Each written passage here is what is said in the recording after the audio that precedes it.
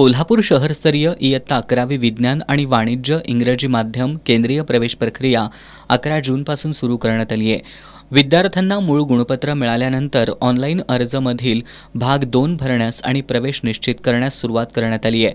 11 जून ते 16 जून या दरम्यान विद्यार्थ्यांनी ऑनलाईन अर्जाचा भाग 2 भरायचा होता।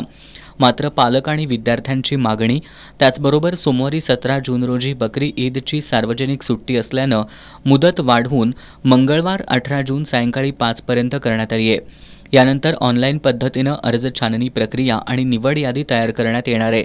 आज सायंकाळी 5 वाजेपर्यंत विज्ञान शाखेसाठी 5290 तर वाणिज्य इंग्रजी माध्यम शाखेसाठी 942 अर्ज आलेत।